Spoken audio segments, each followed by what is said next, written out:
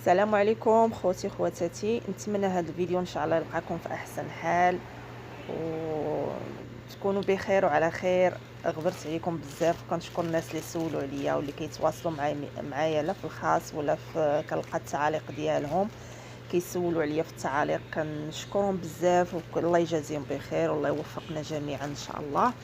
تعرفوا مع رمضان ما شاء الله كيكون يعني تتكون الخدمه بالزايد، وهذه يعني الانسان ما كيكونش عنده وقت باش يسجل فيديوهات وهذه.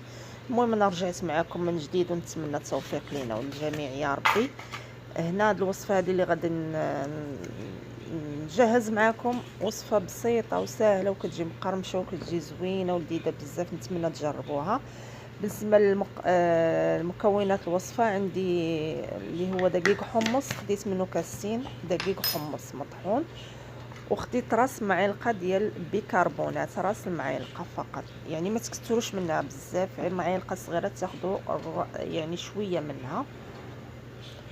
وبالنسبه الماء يعني الماء الكافي، ما كاينش مقدار تاع الماء على حسب الكميه تاع الحمص اللي عندكم.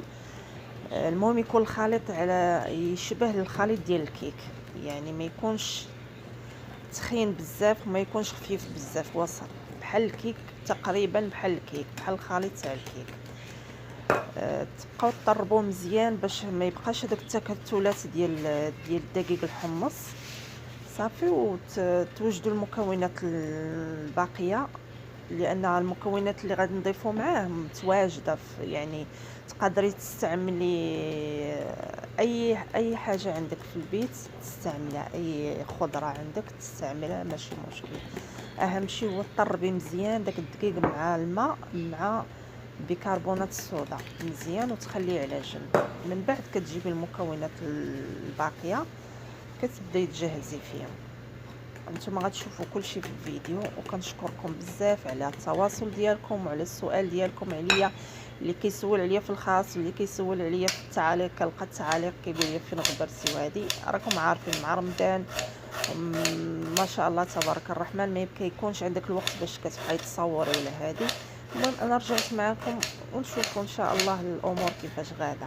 هنا غادي ناخذ واحد حبه بصل، عندك بصل ديري ثوم فص ولا فصين ثوم، عندك بصل اخضر تستعملي بصل اخضر، بقدونس، فلفل بارد، فلفل حار لا تبغوا الحار، يعني الكروم، اي حاجه، جزر مبشور، اي حاجه عندك تستعملها في هذه الخلطه راه كتجي لذيذه بزاف، صدقوني كتجي روعه روعه في المذاق، مقرمشه ومن الداخل كتجي لذيذه وزوينه. يعني تستعملوها في كمقبلات او لا في العشاء ولا يعني اي وقت تبغوا تستعملوها. خليكم مع الفيديو، كنتمنى لينا التوفيق جميعا.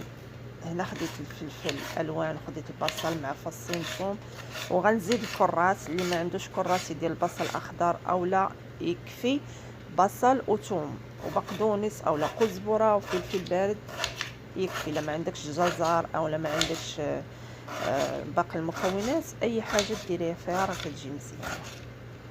كتسرت عليكم الهضره ياك؟ يلا خليكم مع الفيديو ونشوفكم بخير وعلى خير.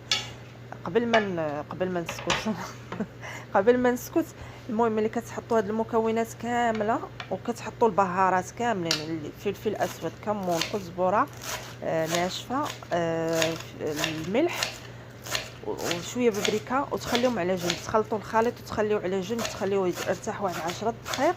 من بعد كتزيدوا عليه معلقه ديال الخميره ديال الحلويات بيكون باودر، معلقه كبيره ديال البيكون باودر، وتخلطوا الخليط من جديد وتخليوه يرتاح واحد 10 دقائق على ما يسخن الزيت وتتفاعل لينا الخميره، ومن بعد كتبداو تقليو. يلا السلام عليكم، بلا ما نكثر عليكم بلا بلا.